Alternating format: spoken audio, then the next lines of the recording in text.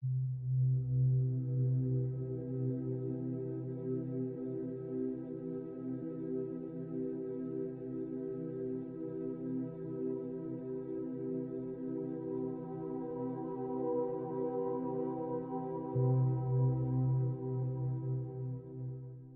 infinite, mighty presence, thou all-pervading principle of life. We give praise and thanks for thy wondrous activity through all outer presence. Out of thy mighty essence comes all that is, and oh, that humanity might understand. Thou art ever and forever self-sustained.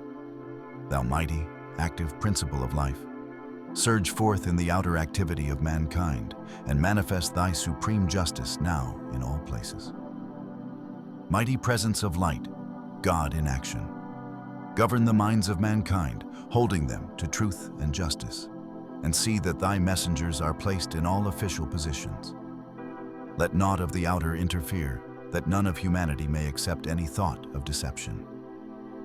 Mighty presence of God in action, surge forth in the minds of all, expressing thy conquering presence.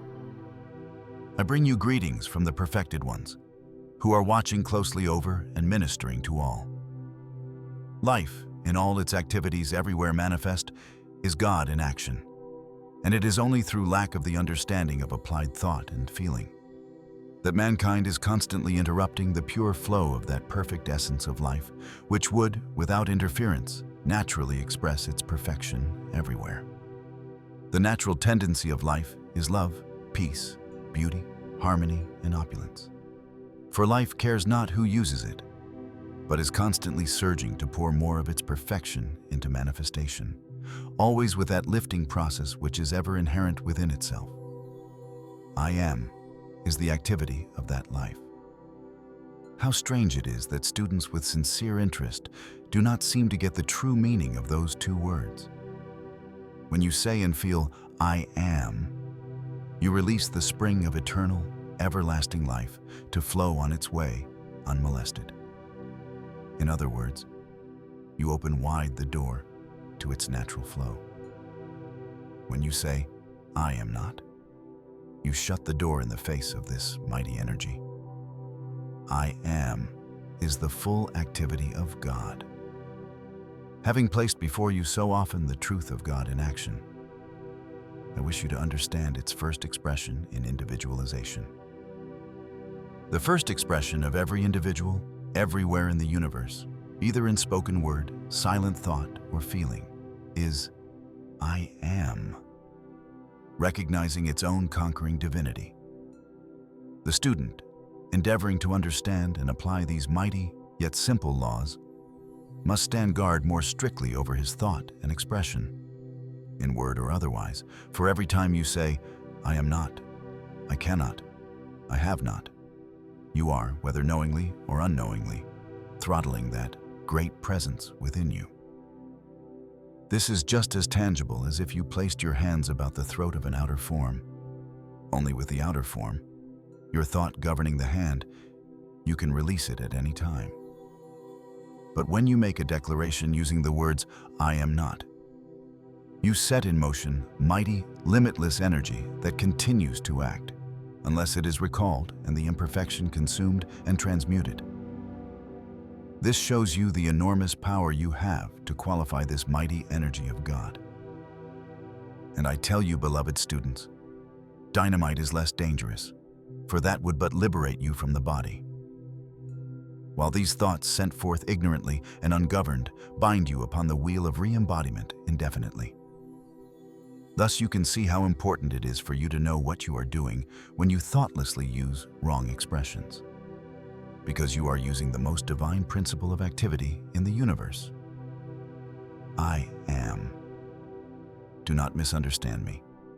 This is no idle, foreign, or oriental expression, but the highest principle of life used and expressed throughout every civilization that has ever existed. For the first expression every self-conscious form of life gives is I am. It is only afterwards, in its contact with outer, wrongly qualified activity, that it begins to accept anything less than I am. Now, dear students, do you not see that when you say, I am sick, you are just reversing this principle of life, which is naturally all perfection, thus requalifying it by your willful ignorance with something which it never naturally possessed. Through long centuries of willful misunderstanding, humanity has charged the very atmosphere about them with falsehood and unreality. For I need not say to you that when you say, "I am sick," it is an abject falsehood in respect to your divinity, which cannot be sick. Does this sound harsh to you? Then I say, think it over, and you will see what a blessing and release it can be to you. I say to you, dear students, in the name of God, stop using these wrong expressions of your Godhead, of your divinity, for it is impossible for you to have freedom as long as you continue to do it. I cannot speak of this to you too often, that when you really recognize and accept the mighty presence of God in you, there are positively no adverse conditions. Stop, I say to you, giving power to the outer conditions, persons, places, or things. And in the name of God, every time you find yourself starting to say, "I am sick, I am broke, I am not feeling well," instantly reverse this fatal condition to your progress and declare silently with all the intensity of your being, "I am," which is all health, opulence, perfection, happiness, peace, and the power to recognize perfection in yourself and everywhere else. When you think of the expression "I am," it means that you know you have God in action expressing in your life. Do not let these false expressions continue to govern and limit you. Continually remind yourself, I live, move, and have my being and all outer expression in the full opulence of God made manifest every moment. In thus reminding yourself of this invincible, unconquerable presence, you keep the door open for its pure, invincible essence and intelligence to weave into your outer expression that wondrous perfection. I plead with you, dear ones everywhere, do not continue to use these wrong expressions, thinking that in some hocus-pocus way you may slide past reaping the result. It simply cannot be done. Many of you know that they use the branding iron on the western frontier as a recognition of ownership by the ranchmen. So great is my desire to have you recognize and hold fast to the active presence of God in you, that I almost long for a branding iron to brand those words, "I am," into your consciousness for constant use. That you could not be drawn off the recognition, acceptance, and use of that mighty, glorious presence of God, which you are. I trust that all who may hear or read these words will feel the power and the mighty conviction of this truth that goes with them, leaping into action wherever expressed. If at any time anything less than perfection attempts to make an appearance in your experience, declare vehemently that it is not true, and that you accept only God, which is perfection in your life, everywhere manifest. As long as you give way to accepting false appearances, you will have them expressed in your life and experience. It is not, dear student, a matter of belief on your part whether you accept these truths or not, but they are the law, proven through long centuries of experience, and are placed before you for your freedom. Awaken to the fact that your thought and feeling in the past have built, created, the inharmony of your world today. Arise. I say, arise and walk with the Father, the I Am, that you may be free from these limitations. There is only one thing in this universe that can surround you with limitation, and that is accepting the outer appearance instead of the mighty, active presence of God in you. The Western world likes to fool itself with the idea that it refuses to accept the ancient and Eastern idea of sorcery. In other words, the misuse of the spiritual powers. The worst kind of sorcery is being used in the political fields today that has ever been known in the history of mankind through the use of mental power, wrongly qualified. If this same tremendous mental force were used in just the reverse way, To know that there is only God in action in every individual filling official places, the sender of that quality or truth, would not only be free himself, but the political world would be filled with freedom and justice. Then we would experience a natural world, a world of God in action, everywhere present. It is today as it was at one time in Egypt. Those who misuse the mental power are binding themselves to the rack of inharmony, embodiment after embodiment. Take the stand. I do not take on conditions from anybody or anything about me but God. Good and I am, always God commanded. You need to acquire the habit of stilling yourself. Sit down 3 or 4 times a day and simply still the outer self. This will let the energy be supplied.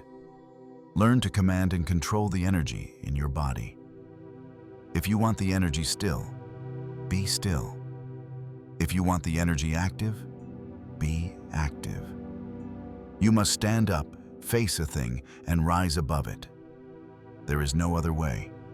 The student should watch in every way for habits and break them up. He should not have to be told, but must look within himself and uproot whatever is not perfect. This brings a freedom not possible in any other way. The holding on of old habits is just like wearing old, worn-out garments. The student must not wait for someone else to think these things out for him.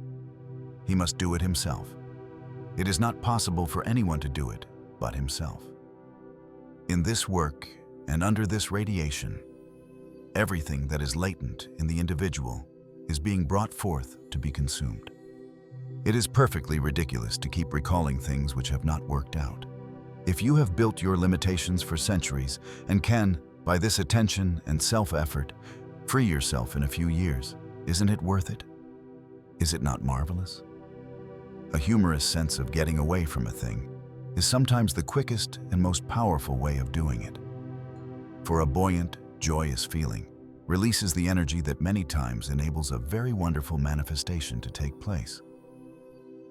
If one will buckle down to brass tacks and call on the law of forgiveness, he can then consume all past creations in the consuming flame and be free. You must be conscious that the flame is the active presence of God doing the consuming. The freedom of God is here in action. When you have a feeling to do a certain constructive thing, go ahead, stick to it and do it if the heavens fall. Whether the manifestation comes now or not should not enter into your consciousness at all. Even when students only know a thing intellectually, they should not allow the mind to keep recalling wrong conditions when they know what this activity does to their success.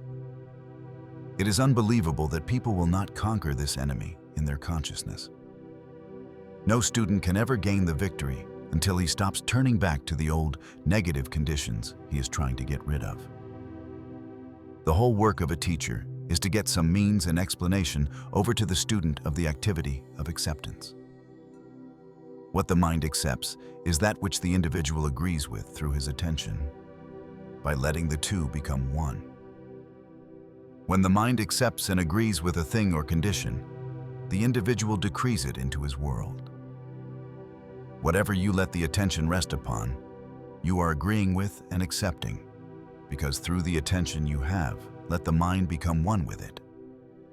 If an individual were to see a rattlesnake coiled, would he walk right up to be struck? Certainly not. Yet this is what students are doing when they let their attention turn back to their troubles. Such habits are only past momentum given a specific quality. There are only 2 activities in life, and if you will not let the inner govern according to its plan of perfection, then the outer must.